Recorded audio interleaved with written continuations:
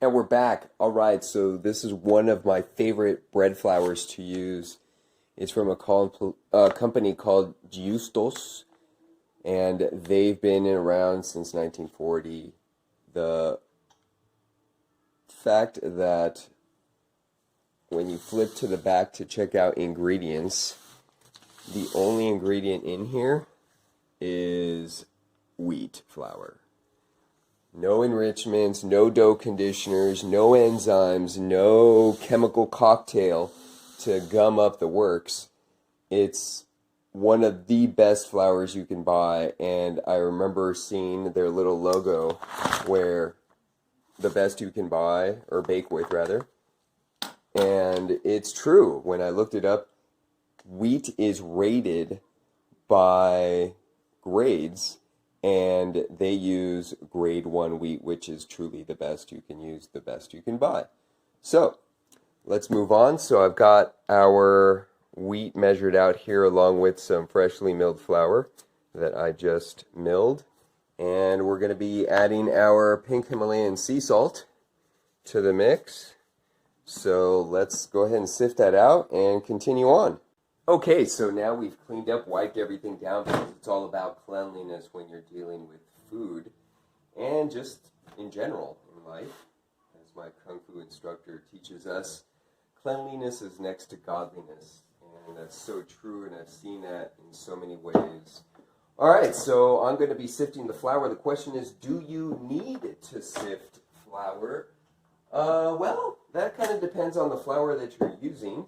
Sometimes they come extra packed. Some bags, even from the same brand, I've noticed are lumpier than others. So, do you have to? Probably not. Is it good to? I think so, mostly because, one, you get a very nice airy texture to the flour after you've sifted it. Two, you also discover any lumps and break those up before you're actually trying to mix your recipe. Because I've noticed sometimes in larger batches, they tend to, oh, there's a little lump right there. They tend to stay, well, clumpy and they don't absorb water very well. So at the end, you may not have discovered it to flatten it out while you were mixing, and then you have a clump of somewhat dry dough in your finished product, in your finished loaf, which isn't very, well, good in regards to quality control. So, second of all, or third of all, I do really think the extra aeration that you're receiving from sifting gives your starter, especially the yeast, a nice aerated medium to thrive in. Oxygen isn't necessarily needed for some microbiology activity, such as in your bacteria, but I think both do benefit.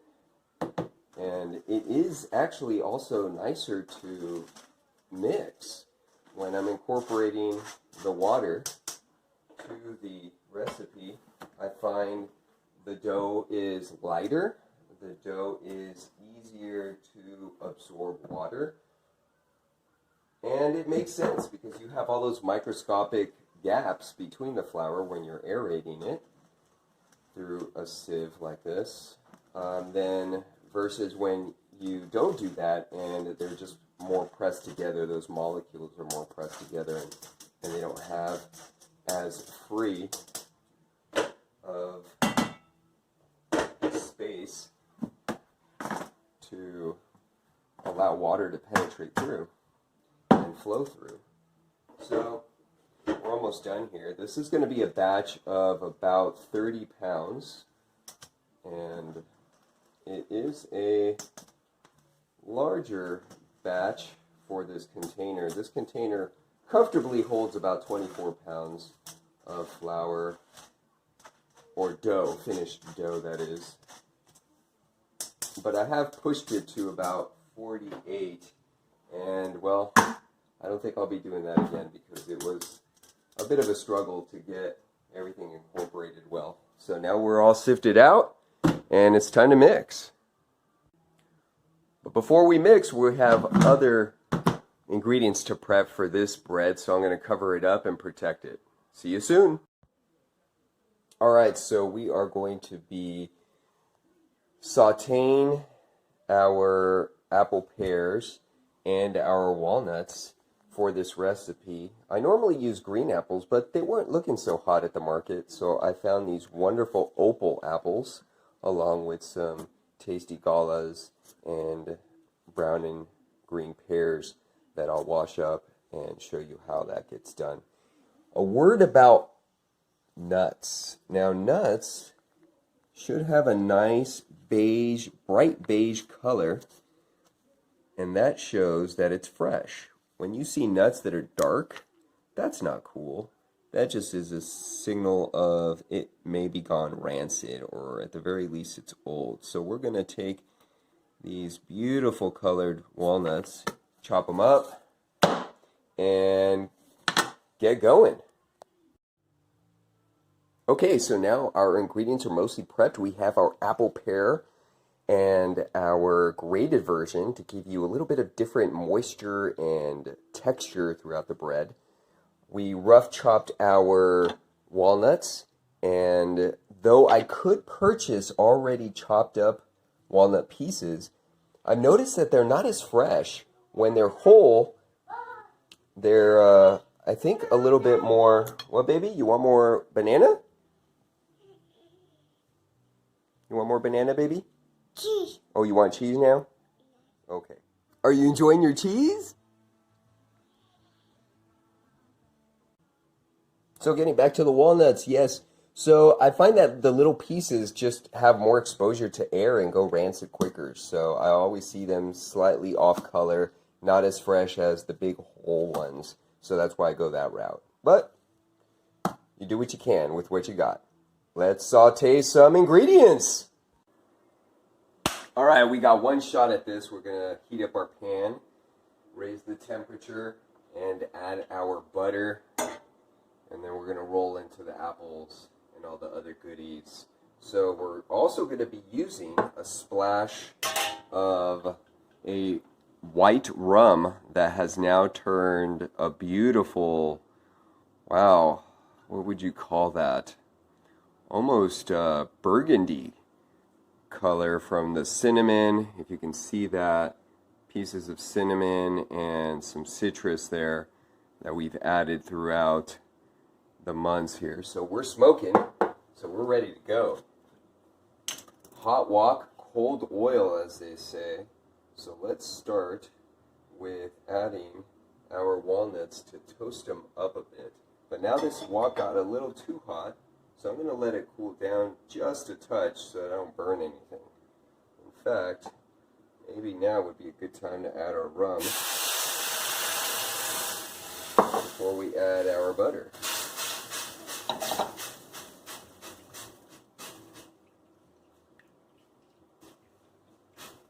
Let's try this out. Haven't tried this before. But that's the fun of trying new things, experimenting, see what happens, see what it does. You might find that it's either awesome or not so great or somewhere in between. Well, that's simmering now, so let's add our walnuts to kind of hydrate them a bit. Versus normally I toast them. But this way they're going to get all rummied out, if that's even a word. Well, it is now, at least for this show. Let's add a little bit of our cinnamon here. Now that a lot of that moisture has been absorbed. Ooh, that's smelling great. Let's caramelize it a little bit with just a touch of sugar. Oh wow, that rum is really coming through now. And you can almost taste those undertones of buttery goodness.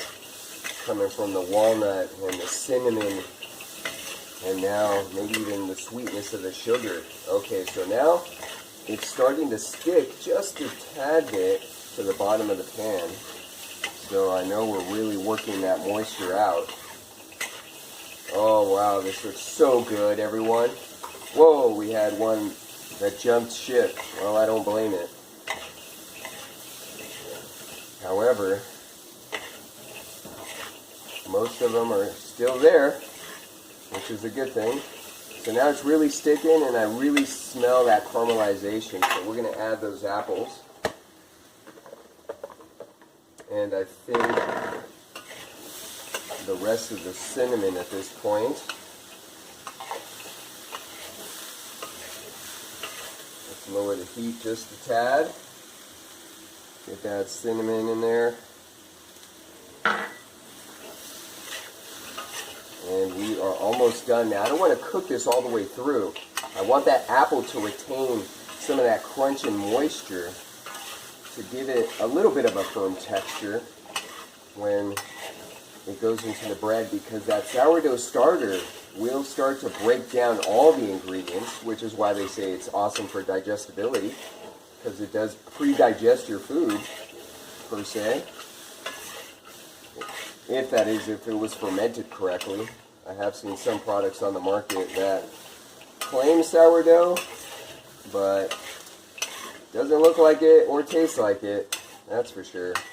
And it definitely feels more like a brick in the stomach after you're done eating it, versus something that should sit nice and light.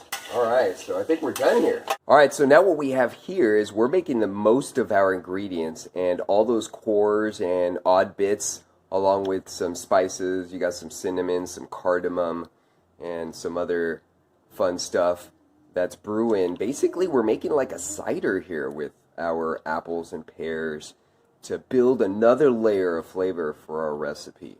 I can't wait. We also mixed up a little bit of the sugar from our recipe. And anything else that I can think of? No, that's about it. All right. So that's going to simmer and then cooled and added to our final recipe. Can't wait. Now, for those that don't know what cardamom is, it's actually a pod, seed pod, with a very fragrant, profile. I mean, I don't even know where to begin with this guy. It's a pricier ingredient, but so well worth it because it just brings this awesomeness to the table. Now, let's see if I can split this guy open without actually damaging it to show you what's inside. Okay. So, inside you have these tiny little, like, black seeds that are normally crushed into a powder, and that's your cardamom powder. Or you could just stick the whole pod into your recipe. Either way, it's phenomenal. I highly suggest you try it in your recipes and play with it. Have some fun. So we're going to add this cardamom to our recipe, and it's got kind of like a sweet, pungent, earthy, almost anise type flavor. I mean, it's so complex, so pungent, that it just changes the flavors of things for you. So a little bit goes a long way. So start small and end big. Alright, so a few more ingredients to prep. We've got our eggs, organic, cage-free, and our home cultured buttermilk. So this stuff is very thick, like yogurt almost. I've been stirring it a bit, so it's kind of broken up some, but you can definitely tell it's thick. Not like the stuff in the store where it's like a container that you can slosh around and it looks like milk with yellow chunkies in it. Not the same stuff. That's why we culture our own. Alright, so our basically cider here has been cooking for some time, and we've turned it off to cool it, let it settle, and it's turned into just this lovely caramel color with our spices and apples and pears. And to think we were going to throw this stuff away. The rest, once it's cooled, I'll probably give to the chickens and They'll appreciate that. That's a nice little snack. So there you go. We are golden. We'll let that cool, add to the rest of our ingredients. And we're cooking. Literally, look at that color. Woo! Beautiful. Okay, so now we have our starter culture, which you see it's lost about an inch in height. And that tells me we're ready to go. It's peaked out on its rise. It's ready to feed. Let's do it. It's created some nice flavors for us. If you let it go too long, you're going to get more of a sour, acidic flavor versus more of a mild floral flavor that comes with a more younger starter. Not in age and how many years you've had it, but how long it's actually fermented for. Okay, so we're going to dissolve it in our water because it's so much easier to work with a hydrated sourdough to incorporate in your flour versus a chunk of lumpy dough to incorporate into dry ingredients. Not really fun, especially when you're dealing with larger batches. So I'm going to shoot for 80 degrees on our thermometer here for our water temp. I've used anywhere from 70 to 85, and it really just depends on how long you want your fermentation to take. On colder days, warmer water helps to speed things along. On warmer days, you want cooler water to kind of slow things up if you need to, because again, it really just depends on your logistics, your timing, when you want things ready for the next stage. Alright, so I'm going to go ahead and dissolve that and begin. Okay, so next we're going to combine our apple pear spiced water that we made and our sourdough starter with the milk, buttermilk, and egg combo. And that way it's going to be so much easier to mix all together and incorporate into our dry ingredients. So I'll get started. Okay, we're at the point where we've combined our liquids and we're going to incorporate them now into our starter. Ooh, that's a lot of liquid. Alright, so just mix her in. I'm going to let that sit here while I add the apples into our flour. Alright, let's do this.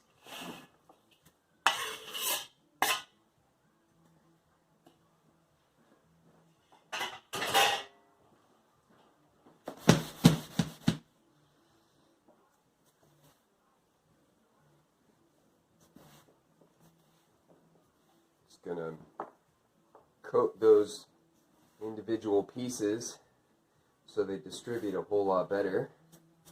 Same thing with our other apple here. Feather that in. And we're almost ready for the main event here, which is to add all of that starter flavor water that we've made, worked so hard to create, but it's going to be so well worth it, everyone. So happy to have you here with me and watch this process. So let's get it mixing. Here we go.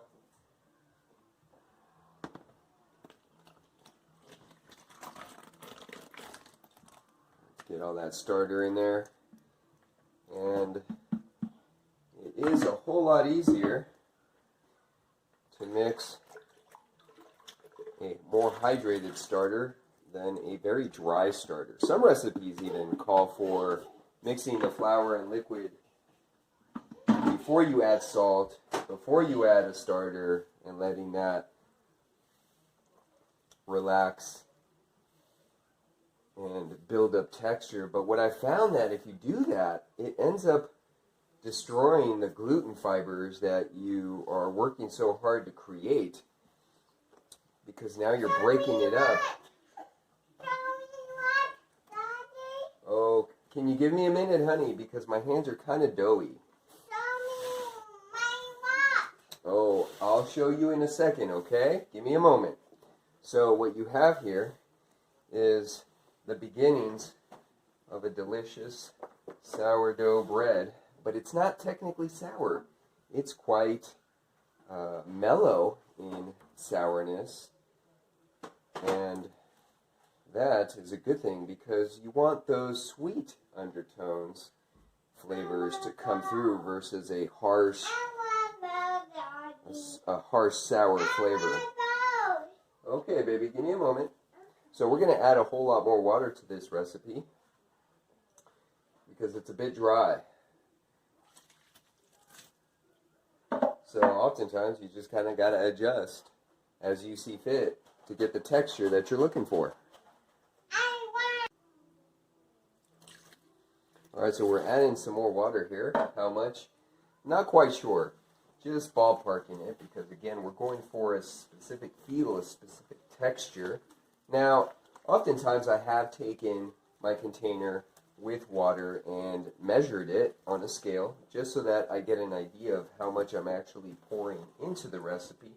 So when I'm done, I can always adjust the numbers to keep that recipe for future use and know roughly how much water I'm going to be using. However, my hands are a bit dirty right now and we're filming, so filming live kind of puts a change on things, which is okay. So we're just going to kind of ballpark it, which is important because you kind of got to learn how to do that too as a baker. Oftentimes recipes are not necessarily wrong, but different dough, different flour makeups will absorb different moistures.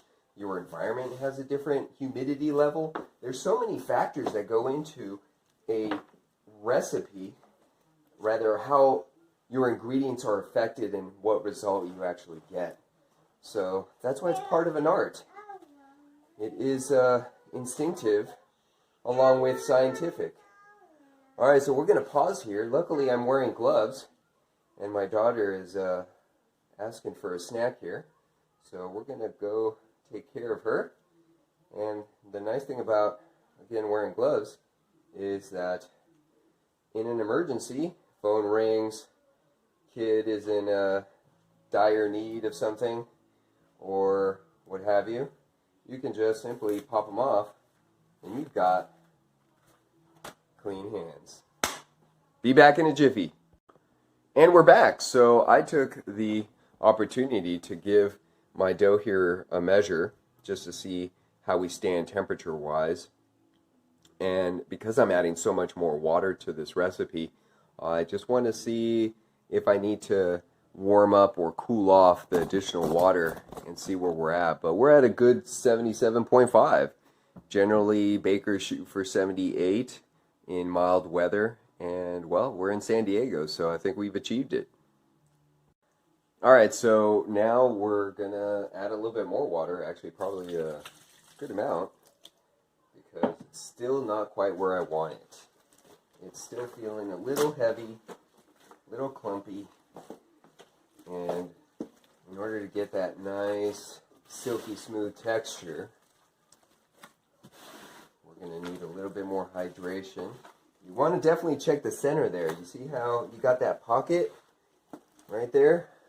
You can see that typically in a container doesn't get wet, doesn't actually get mixed. So what you want to do to allow or promote even mixture, you want to grab from the center and just dump it on top of itself, just like that, just once in a while you are getting things more evenly mixed here.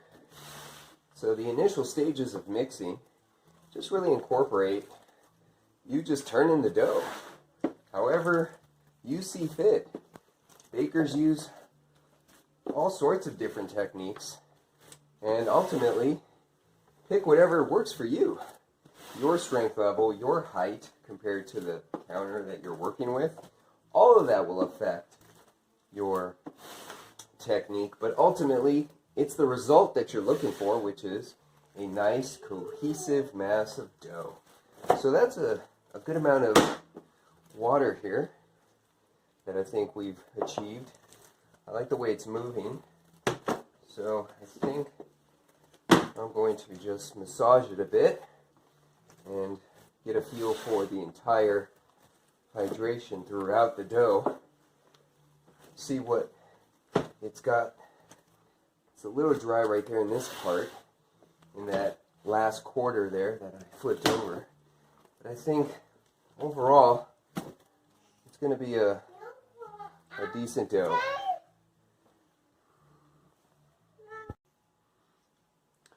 Alright, so I gave her just a few moments to relax from mixing here, just so that it has a chance to settle and redistribute its moisture. That way it gives me a better idea of truly if it needs more water or if it's done.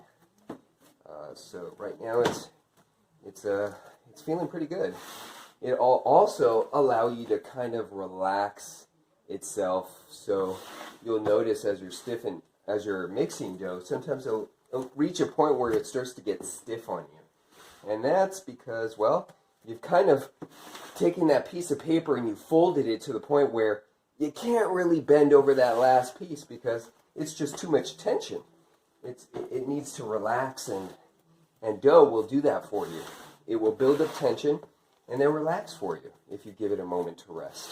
So that's why instead of continuing to do this mixing process that you see me, or kneading, for probably about 40 minutes straight, I'm going to allow it to have breaks.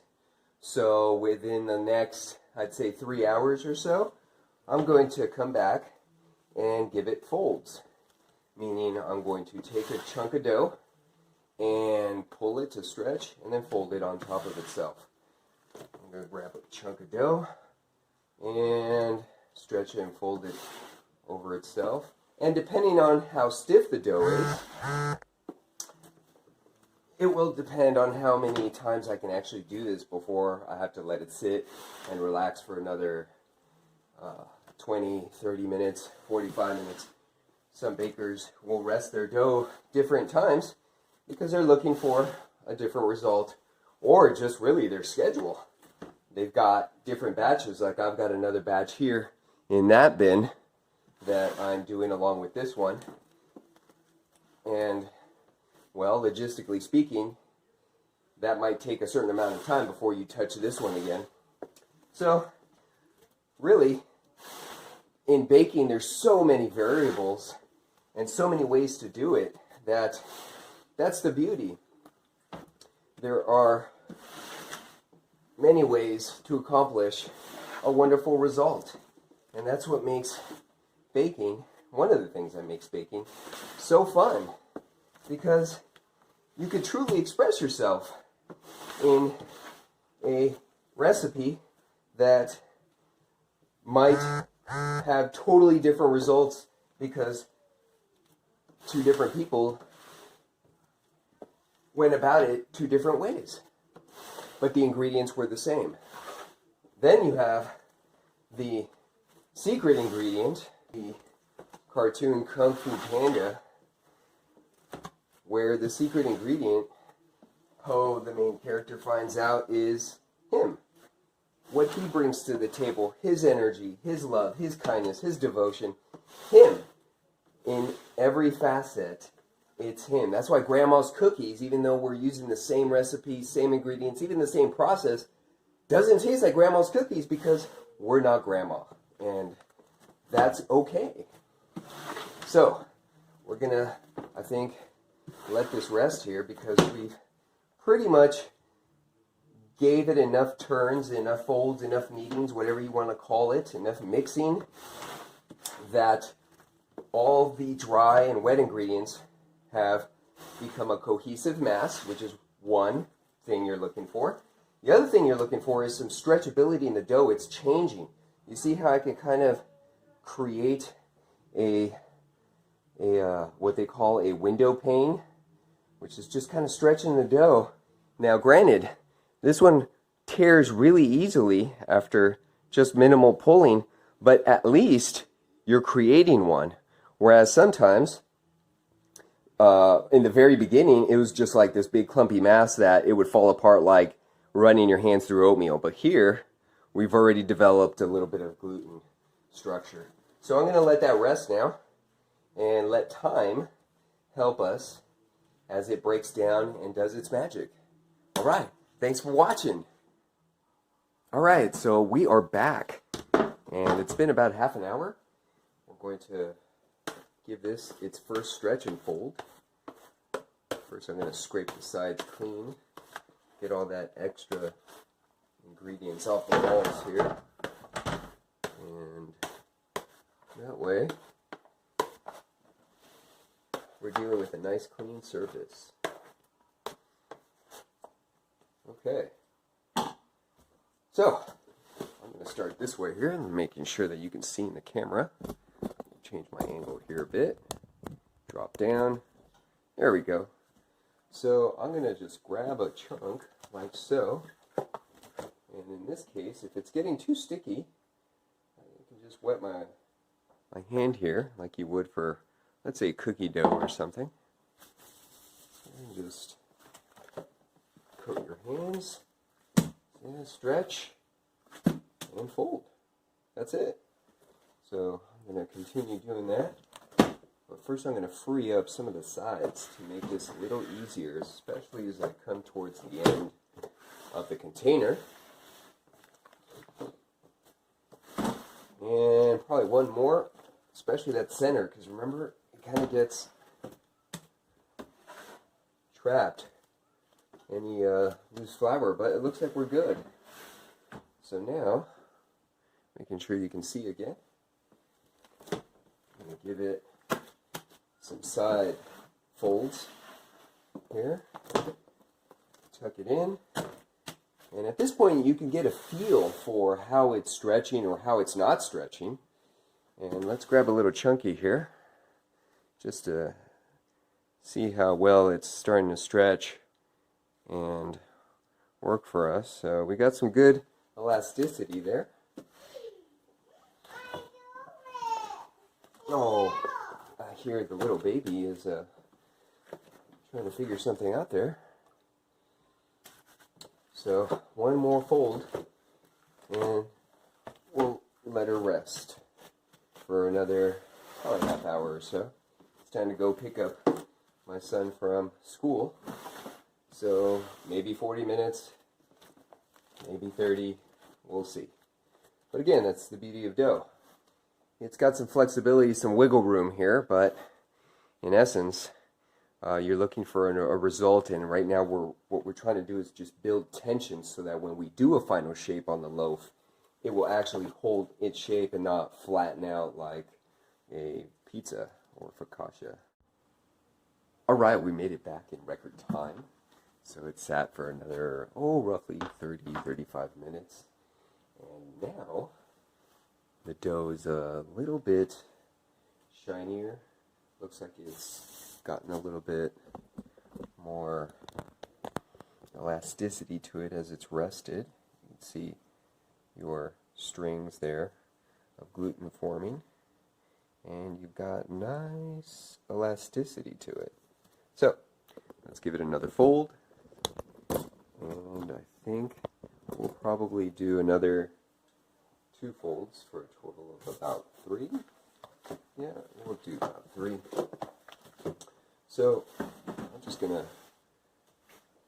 kind of pull it off the edges here so it's easier to turn and fold. Now, you see we added quite a bit of water to this, and it's okay, because really you're after that texture. And what you can do is just keep adding that water until you find the texture you want. So, as opposed to adding more flour because you've added more water than required, at that point you're going to be changing ratios in regards to your salt and your starter, and possibly sugar and other things. Yeah. So think it's getting a little difficult to fold here, so I think we're just going to go this route. And give it a fold on the sides. And that's the beauty. You see books or videos that tell you, oh, fold it this way 3, 4, 5 times, but they don't necessarily explain or show you that depending on the dough, depending on where it's at, you may not be able to do that. It might just be too firm. So you've gotta check in with the dough and feel it out. See where it's at. See what you can and can't do with it. And if you keep folding it to a point, it just will unravel, or it'll actually start to crack and tear. And at that point, you're tearing the gluten structure. So stop. Okay? It will recoup, but don't want to keep going if that's the point you reached. All right, we'll put her to sleep. Not sleep, but rest. Thanks. All right, and we're back for the third session. It's been about another half hour, and I'm going to give this the last fold probably, but we'll see once we're done. See how it feels. I would do definitely more folds if it felt very loose, slack, because every time you turn it and fold it, it builds tension, and therefore you're going to build strength to your dough, so that when you do a final shape, it holds that shape. It's strong enough to. Okay, so let's get to it. Let's see how this is feeling. Now, that's going to also depend on what type of flour you used. Whole wheat versus, like, let's say a white bread flour is definitely more heavier and firmer and a little stiffer to work with compared to a nice fluffy white flour. This one is kind of a mix because I had the freshly milled flour, all grain, or whole grain, and therefore it's kind of like a medium, a light medium flour. So let's do it. Let's give it a last final feel here. Last fold. Now if I had a very loose, slack dough, I might try and dust it with a little bit of flour every time I did my foldings, hopefully to absorb some of that extra moisture so it wasn't so wet and hard to work with. But this one has a good body to it, good texture. It's going to make some fine bread. And I think we might try to give this some tucks under so that it holds, because you see how it's trying to shift and unravel itself. I'm just going to tuck in those ends to give it a little bit more stability.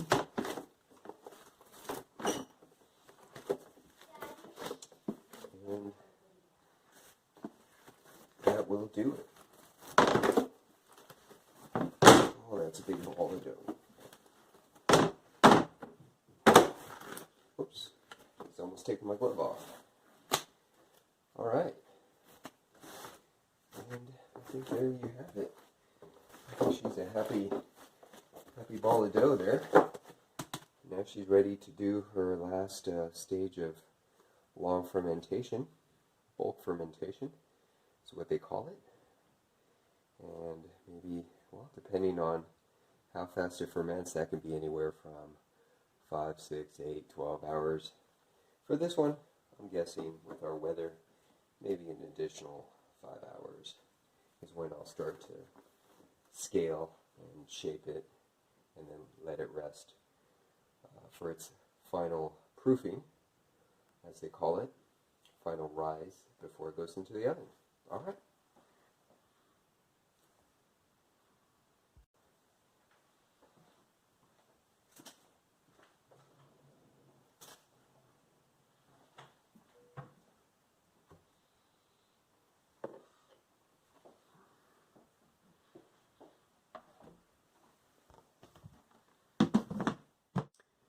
Now I'm donning on new gloves, and I've changed out our water here.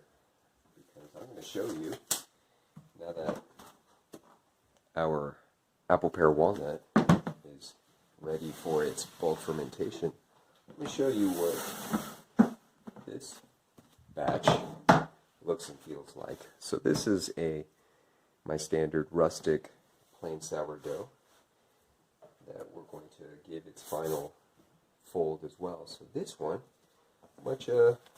smaller batch for one. This one's only about 13 pounds. And you can see its elasticity is quite impressive in regards to its stretchability, lack of tearing, especially for a flour that has all grain or whole grain milled into it. And it's much more stretchier than our apple pear walnut.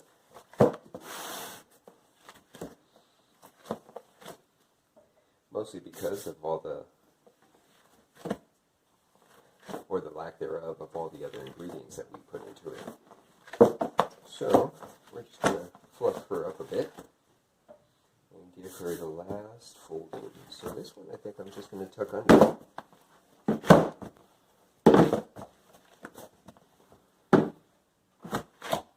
There you go.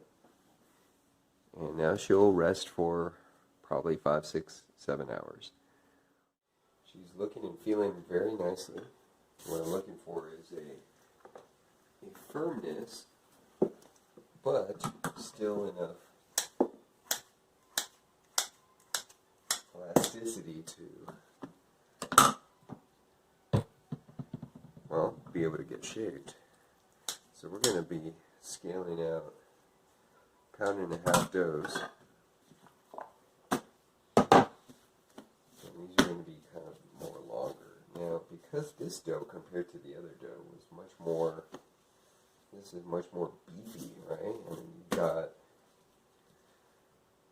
a lot going on in here. You've got the chunks of walnut, the chunks of apple and pear. So it's a very hearty dough. So you kind of got to flip it around a couple of times to feel where it wants to be shaped.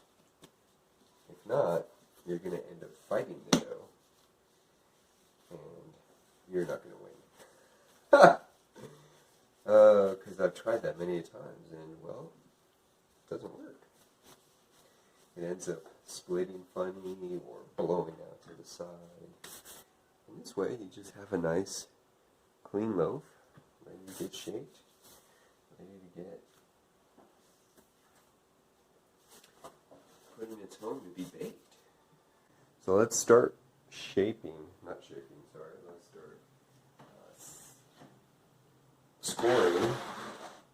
scoring our apple pear walnut bread. So depending on how you slice it, it's going to expand. So if I slice it straight down the middle, it's just going to open up this way. If I slice it diagonally, then they kind of do that as it's expanding. So because this bread is so lumpy, I think I'm going to go with the side angles this way.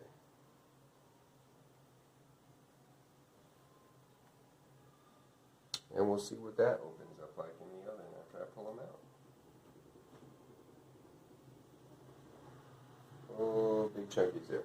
Welcome back. All right, so these are hot out of the oven. We got some nice caramelization on the crusts. As you can see, they've expanded outward and upward, which is what we were looking for with that scoring pattern that we did. And just all in all, they just have a really nice, plump, fluffy look to them. So, success. They smell so good. Can I taste some? Yes, you want to show it to the camera? Yeah. Oh, yeah. I see the nuts and the fruit. I want. Oh, Julia wants to. She wants to see it. Can you show it to Julia, please? Hi, baby. What do you think, Julia? Do you want a little bite? Oh, wow. She's going to eat the whole thing. All right, we're going to pause. So, are you ready to start tasting? Yes! And there's butter on it. A little bit of butter is true.